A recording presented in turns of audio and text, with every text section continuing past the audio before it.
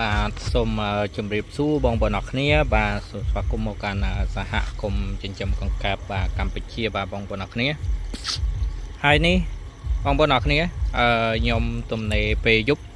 ខ្ទង់ម៉ោង10ហើយស្មើនេះបាទនៅលឺសលេងបាសការតិចតិច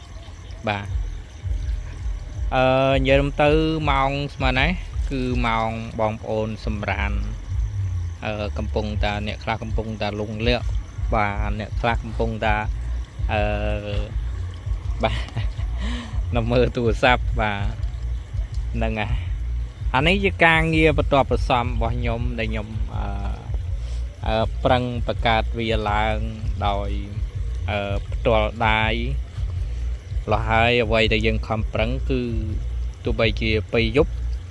ក៏យើងនៅមានឱកាសសម្រាប់រលុយដើរបាទហ្នឹងហើយ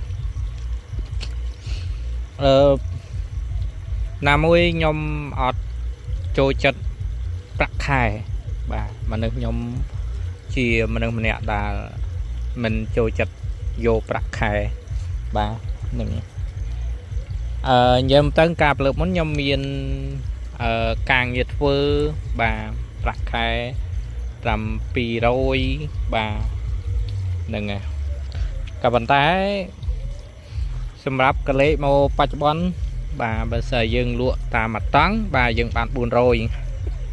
បាទ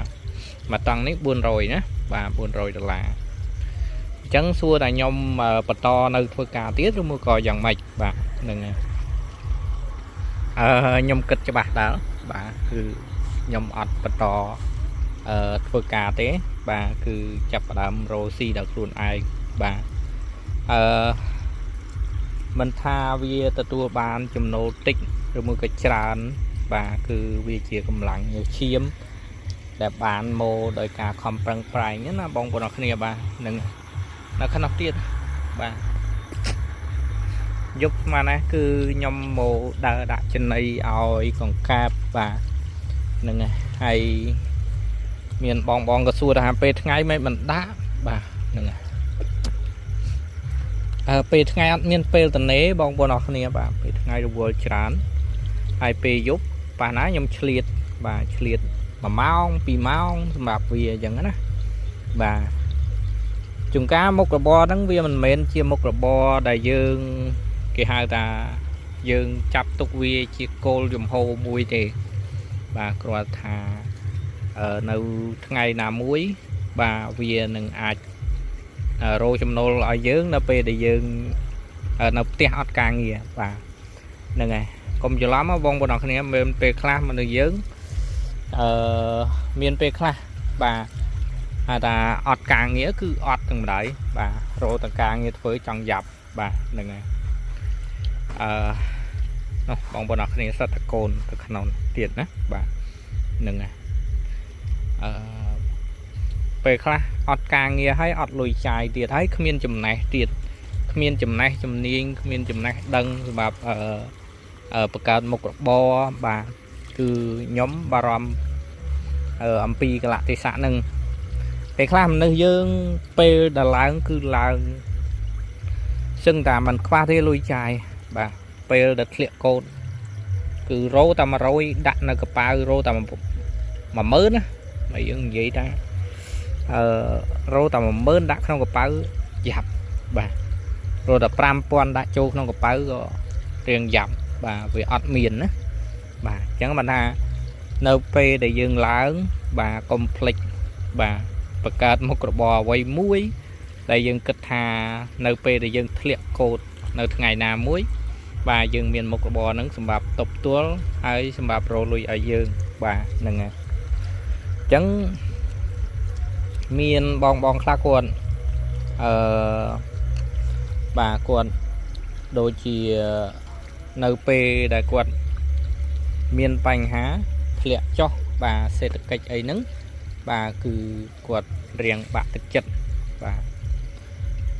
ណាមួយទៀតអត់ដឹងថារកអីធ្វើអីបាទហ្នឹងហើយមនុស្សយើងនៅពេលដែលឡើងគឺសឹងតែលុយរាប់ម៉ឺនដុល្លារចាយមិនចង់អស់បាទនៅពេលដែលធ្លាក់មកព្រិចថ្មីបាទធ្លា ធ្លាក់ឲ្យយើងក្រឲ្យយើងលំបាកឲ្យយើងជាពាក់គេសឹងតែមានពេលខ្លះយោពេលវេលារបស់ខ្លួនឯងទៅដូរជាមួយនឹងការងារដើម្បីឲ្យបានតាមអសងគេហើយអត់បានសល់សំបីតែបន្តិចក៏អត់សល់ដែរមានអ្នកខ្លះយកពេលវេលាទៅចំណាយទៅលើការងារដើម្បីសងគេក៏មិនតែលុយខែបើកម៉ូសងគេអត់គ្រប់បាទហ្នឹងហើយវាមានទៅតាមស្ថានដែលយើងជួបប្រទេសអញ្ចឹងណាបាទហ្នឹងហើយមានអ្នកខ្លះទៀតខំប្រឹងរោណាបាទក៏មិនតែមិនសល់បាទអត់សល់យំទៅមូលហេតុអ្វីបានអត់សល់ណាបាទមានមូលហេតុច្រើនបងប្អូនអរគ្នាមានពេលខ្លះឲ្យយើងប្រឹងដាល់ប៉ុន្តែសេដ្ឋកិច្ចមិនល្អហើយណាមួយទីផ្សារនៃការប្រកួតប្រជែងការងារគឺវាមានច្រើនហើយក្មេងៗសម័យបច្ចុប្បន្នរៀនបានប្រកែហើយយើងជាមនុស្សដែលចូលវ័យ30ទៅហើយបាទ30-40ទៅហើយបាទមានពេលខ្លះបើយើងមានការងាររដ្ឋយើងមិនសូវជាលំបាកប្រហែលទេបាទប៉ុន្តែបើសិនយើងអត់មានការងាររដ្ឋអ្វីនឹងយើងអត់មានប្រាក់អត្រែតបាទនៅពេលដែលយើងជាប់ការងារវគ្គហ្នឹងហើយគឺវគ្គដែលយើង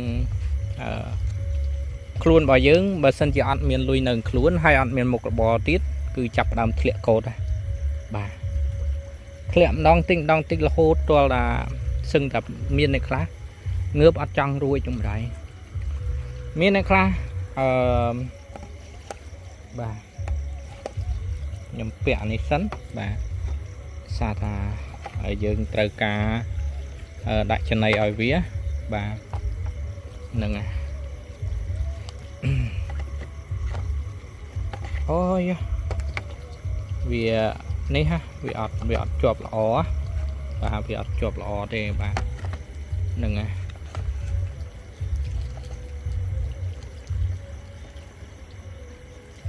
អញ្ចឹងសួរថាមានអ្នកខ្លះប្រឹងដាល់ប៉ុន្តែទៅមកអត់រួចបាទហ្នឹងហើយហើយសារថាប្រាក់ខែទាបហើយត្រូវសងបំណុលគេនៅពេលដែលយើងរោស៊ីបរាជ័យនឹងអ្វីមួយអញ្ចឹងណាបាទ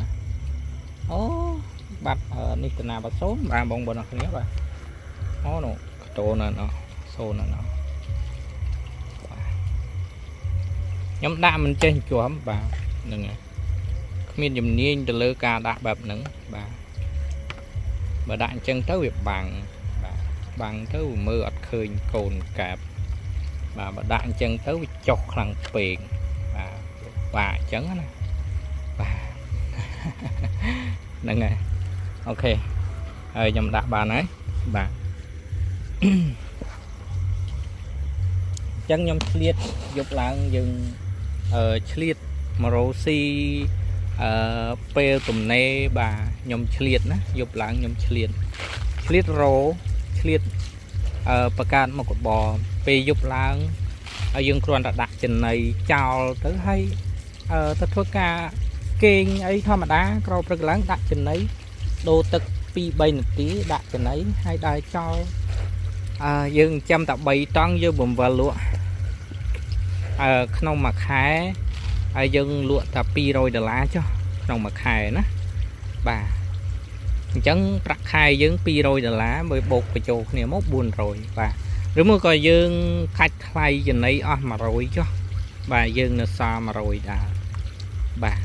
អញ្ចឹងយើងបូកបញ្ចូលគ្នាទៅយើងបានសល់ដល់ប្រាក់ខែយើង200-300បូកថែមអានេះ100ទៀតបាទវាឡើងបានប្រហែលបងប្អូនអរគ្នាបាទហ្នឹងហើយវាឡើងបានបើប្រាក់ខែយើង200វាឡើងបាន300អញ្ចឹងណាបាទហ្នឹងហើយអាហ្នឹងជាពេលវេលាដែលយើងគិតថាយើងអូសទូរស័ព្ទចោលហើយយើងអត់បានធ្វើអីបាទយើងធ្វើអាហ្នឹងណាបាទហ្នឹងហើយខ្ញុំមានតែប៉ុណ្្នឹងទេបងប្អូនអរគ្នាបាទខ្ញុំនឹងថតទៅមួយទៀតបាទអរគុណច្រើនបាទជម្រាបលាបងប្អូនអរគ្នាបាទ